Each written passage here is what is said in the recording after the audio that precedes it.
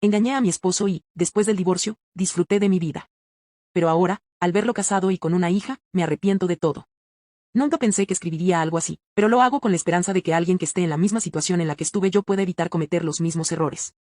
No busco excusas ni quiero que me justifiquen. Sé que lo que hice estuvo mal y que perdí lo más valioso que tenía por una decisión estúpida. Mi historia comienza cuando conocí a Santiago en la escuela. Desde que éramos niños, supe que él era diferente a los demás. No era el típico chico problemático ni el que intentaba hacerse notar, pero siempre estaba ahí para ayudar a quien lo necesitara. Conmigo, en particular, tenía un trato especial, siempre atento, siempre asegurándose de que estuviera bien. Con el tiempo nos hicimos inseparables, y aunque no lo dije en su momento, en el fondo siempre supe que, si alguna vez tenía una relación seria, quería que fuera con él. Cuando me pidió que fuéramos novios no lo podía creer.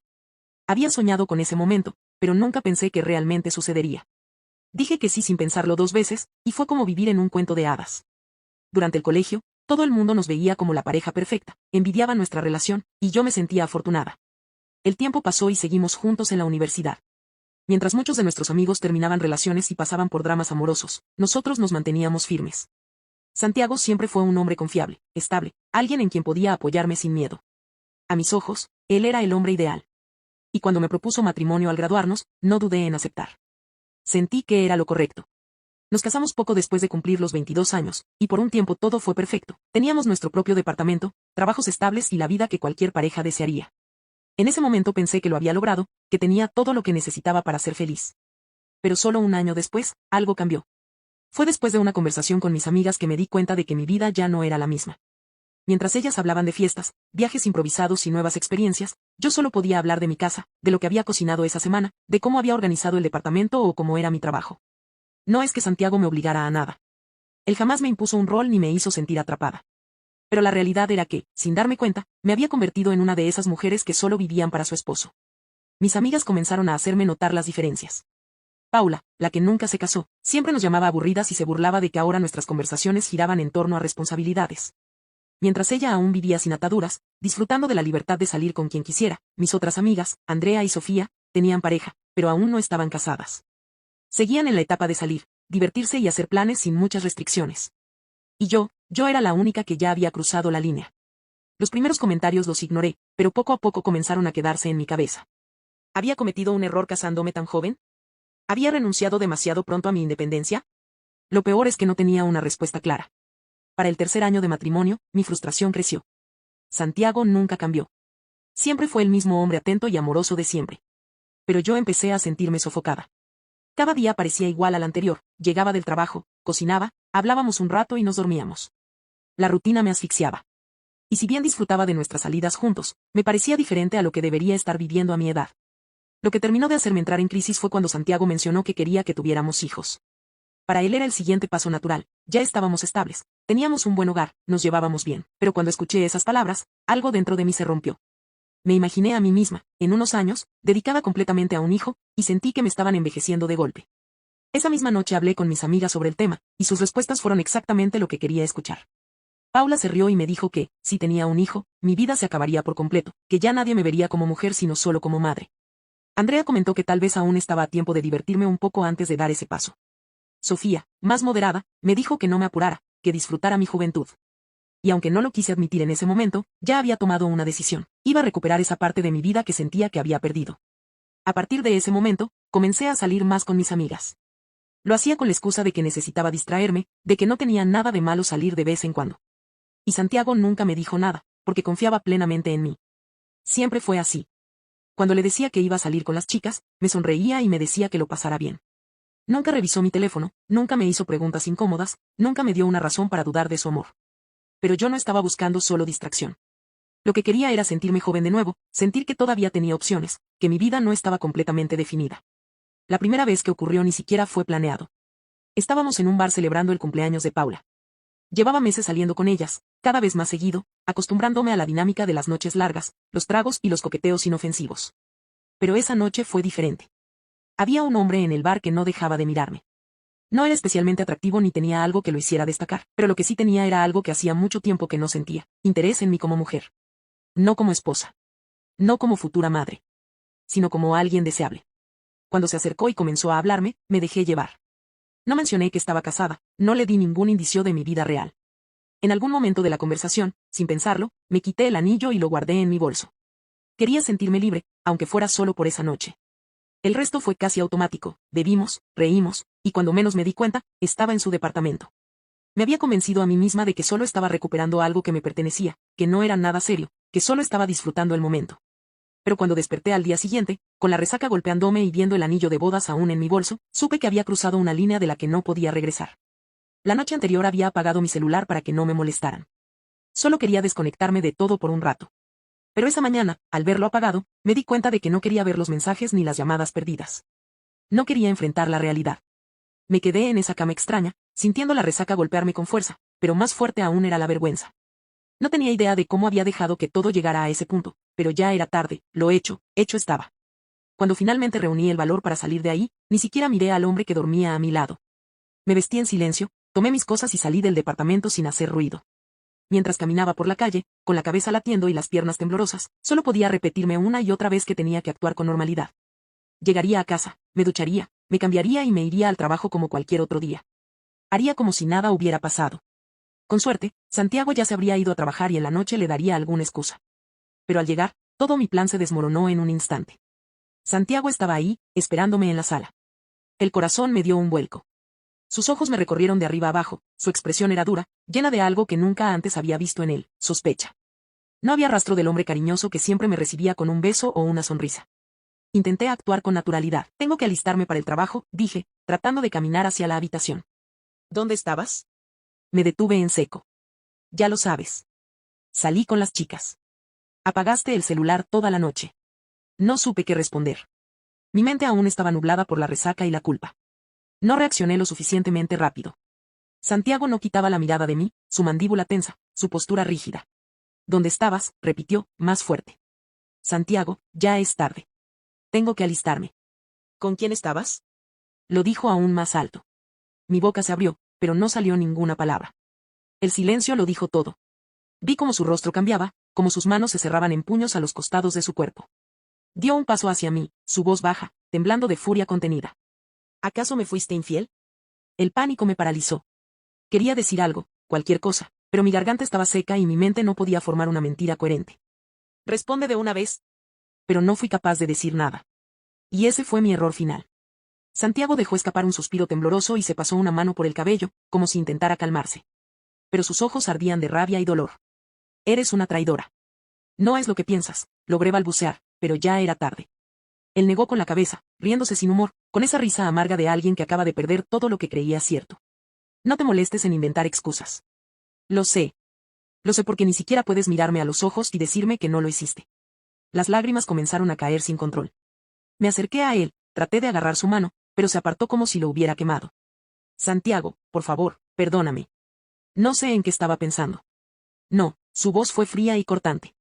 No hay vuelta atrás. Esta es una línea que jamás podré perdonarte. Y sin decir más, salió por la puerta. El resto del día fue un infierno. Fui a trabajar como pude, pero no podía concentrarme en nada. Apenas comí, apenas hablé con alguien. Solo pensaba en la expresión de Santiago, en el dolor en su rostro, en lo que había hecho. Las siguientes noches fueron aún peores. Santiago no volvió a dormir en la habitación. Se quedó en la sala sin dirigirme la palabra. Cuando intenté acercarme a él, me ignoró por completo. Cuando intenté tocarlo, me apartó con frialdad. Después de días de silencio y vacío insoportable, una semana después recibí los papeles de divorcio en mi trabajo. Me encerré en el baño y lloré hasta que no pude más. Intenté hablar con él. Le rogué, le supliqué que fuéramos a terapia, que intentáramos arreglar las cosas, que me diera otra oportunidad. Si me amaras, no me habrías hecho esto, fue lo último que me dijo. El divorcio fue rápido. Repartimos todo en partes iguales. La casa se vendió, cada uno se quedó con su propio auto. Y cuando todo terminó, cuando firmamos el último documento, me di cuenta de que no solo había perdido a mi esposo, también había perdido a mi mejor amigo. Fue devastador. Mis amigas intentaron ayudarme. Me llevaron a fiestas, a bares, me presentaron nuevas personas. Me decían que tenía que divertirme, que tenía que ver el divorcio como una segunda oportunidad para disfrutar la vida. Y poco a poco comencé a creerlo. Sí, había cometido un error al ser infiel, pero también había cometido un error al casarme tan joven. Tal vez no estaba destinada para el matrimonio. Tal vez la libertad era lo que realmente necesitaba. Así que abracé mi nueva vida con fuerza. Dejé de buscar relaciones serias. No quería compromisos, no quería volver a sentirme atrapada. Tuve muchas relaciones casuales, probé nuevas experiencias, experimenté con relaciones abiertas, intercambios de pareja, todo lo que en mi matrimonio habría sido impensable. En esos años, 2 de mis amigas se casaron. Paula nunca dejó de burlarse de ellas, diciendo que se habían rendido ante el sistema, que ahora solo vivirían para sus esposos. Nos reíamos, hacíamos bromas sobre lo aburrido que debía ser tener la misma pareja todos los días. Pero algo cambió cuando Sofía quedó embarazada. Poco después de la boda empezó a alejarse de nosotras. Al principio intentamos convencerla de que no tenía por qué abandonar su vida social, que aún podía salir con nosotras. Pero ella ya no parecía interesada. Cuando salíamos, se iba temprano. Nunca se quedaba hasta tarde. No quería coquetear con nadie ni entrar en nuestras conversaciones sobre hombres. Empezamos a llamarla esclavizada. Decíamos que su esposo y su bebé la tenían atrapada, que ya no era la misma. Nos reíamos de eso, pero a ella no parecía importarle. Se veía tranquila. La historia de mi otra amiga fue completamente distinta. Andrea, la que se casó solo unos meses después de Sofía, fue infiel a su esposo antes de cumplir el primer año de matrimonio. En ese momento no lo vi como algo tan malo. Después de todo, yo había hecho lo mismo. Lo que nos sorprendió fue que su esposo la descubrió y se divorció de inmediato. Nos burlamos de la situación. Dijimos que los hombres ahora no aguantaban nada, que ya no tenían paciencia. Nos reíamos del tema, y Andrea siguió con su vida sin arrepentirse de nada. Pero en algún momento, mi propia vida empezó a sentirse repetitiva, el trabajo, la casa, comer sola, ver series antes de dormir y la sensación de vacío. La sensación de que algo estaba mal, de que me faltaba algo. Al principio lo ignoré. Me decía que estaba bien, que lo importante era disfrutar mi vida como quisiera. Pero algunas noches, el silencio era demasiado fuerte y la cama, demasiado grande. No podía evitar sentir esa soledad aplastante que solo me dejaba llorar hasta quedarme dormida. Lo único que me mantenía eran las salidas de los fines de semana con mis amigas. Pero incluso esas, poco a poco, empezaban a perder su brillo. Han pasado muchos años desde la última vez que supe algo de Santiago. Después del divorcio, me esforcé tanto en seguir adelante con mi vida que simplemente corté cualquier lazo con el pasado. No tenía idea de que había sido de él. No sabía si se había vuelto a casar, si había tenido hijos, si era feliz. A veces, en las noches solitarias, me preguntaba si él también se arrepentía de haber dejado todo atrás. No tenía la respuesta y, honestamente, me había convencido de que no la necesitaba. Pero entonces, hace solo unas semanas, recibí una invitación para la reunión de 15 años de la escuela. Al principio dudé en ir. Había perdido contacto con casi todos mis viejos amigos. Mi vida giraba en torno a mi trabajo, mis salidas con mis amigas y mis encuentros ocasionales con hombres que apenas recordaba días después. Pero algo dentro de mí, quizá la curiosidad o la nostalgia, me hizo aceptar. Cuando llegué al lugar, me di cuenta de inmediato de que el ambiente era muy diferente al que recordaba. Las conversaciones ya no giraban en torno a fiestas, viajes locos o anécdotas de borracheras. Ahora todos hablaban de sus matrimonios, de sus hijos, de la vida que habían construido. Me encontré rodeada de personas que hablaban de colegios, de casas, de vacaciones familiares. Y yo no podía evitar pensar, ¿todos se habían apresurado demasiado? ¿Ninguno aprovechó realmente su juventud? ¿Por qué todos parecían conformes con una vida tan monótona? Me sentía fuera de lugar, como si estuviera en un mundo al que ya no pertenecía. Hasta que lo vi. Santiago entró con una mujer a su lado y una niña pequeña tomada de su mano. El aire me faltó por un segundo. Había pasado tanto tiempo sin verlo que, por un momento, sentí que estaba viendo a un extraño. Pero no lo era. Era él. Mi mejor amigo de toda la vida. El hombre que más me había querido. El mismo al que traicioné y que nunca volvió a dirigirme la palabra. Se veía increíble. Más maduro, más seguro, con esa expresión tranquila y feliz que alguna vez desconocí. Su esposa le decía algo al oído y él sonreía, inclinándose un poco para darle un beso rápido en la mejilla. Luego se giró hacia el grupo y comenzó a saludar con la misma naturalidad con la que siempre lo hacía, riendo mientras la presentaba con los demás. Yo me quedé donde estaba, observándolo a la distancia, sintiéndome extraña. No sabía si debía acercarme o no, pero al final decidí que si él quería saludarme, lo haría. Fue entonces cuando noté a la niña, corriendo de un lado a otro, saludando a todos con esa energía infantil que hace que todos la adoren. La gente comentaba lo bien educada que estaba, lo dulce que era. Y entonces, se acercó a mí. Hola, me dijo con una gran sonrisa. Me tomó por sorpresa. Hola, respondí con la mejor sonrisa que pude fingir. ¿Tú también estudiaste con mi papá? Asentí. Sí. Fuimos muy buenos amigos. La niña se iluminó aún más. Qué genial, dijo emocionada. ¿Sabes qué? En 2 semanas, mis papás me llevarán de vacaciones a Disney. No supe qué decir. La niña estaba orgullosa. Feliz. Tenía a sus 2 padres, que claramente la amaban, dándole la mejor vida posible. Y ahí estaba yo, escuchándola hablar de un mundo que alguna vez pudo haber sido mío pero que dejé escapar por mi propia decisión. Antes de que pudiera responder, alguien más la llamó y se fue corriendo. Poco después, Santiago y su esposa se acercaron al grupo donde yo estaba. Mi corazón se aceleró. No sabía qué esperar. ¿Me ignoraría? ¿Actuaría como si no me conociera? Pero no. Me miró, por un breve momento, con la misma expresión amable y distante que tenía con todos los demás. Espero que todo te esté yendo bien, dijo con un tono neutral. Sí, murmuré, educada. Santiago simplemente me presentó con un gesto casual. Antes de que pudiera intentar decir algo más, se despidió diciendo que tenían planeado ir al cine y que solo habían pasado a saludar. Lo vi salir del lugar con su esposa de la mano y su hija corriendo delante de ellos. Me quedé paralizada. Y ahí, en medio de toda esa gente con sus vidas aparentemente perfectas, sentí como algo dentro de mí se rompía. Una sensación de injusticia se apoderó de mí. Esa vida debió haber sido mía. Yo debía haber sido la mujer a su lado. Yo debía haber sido la madre de su hija. Pero al mismo tiempo, sabía la verdad, yo tuve esa oportunidad y la desperdicié. Desde aquel día, esa sensación no ha hecho más que crecer. Me he dado cuenta de cosas que antes no quería ver. Por ejemplo, que últimamente, cuando salimos a los bares, los hombres ya no se nos acercan como antes. Veo a mis amigas intentando coquetear con chicos más jóvenes que apenas les prestan atención. Y cuando se quejan de que los hombres han cambiado, de que ya no saben cómo conquistar a una mujer, yo solo escucho en silencio. Y luego, hace solo 2 días, terminé de abrir los ojos. Fui a ver a uno de mis encuentros casuales. No es alguien que me guste especialmente. Simplemente es una persona con la que me encuentro de vez en cuando para pasar el rato. Pero mientras hablábamos, las palabras salieron de mi boca sin que las pensara demasiado. ¿No crees que podríamos intentar tener algo más serio? El silencio que siguió fue incómodo. Él me miró sorprendido, como si nunca hubiera considerado la idea. No sé, respondió después de unos segundos. Lo que me gusta de esto es que no hay exigencias.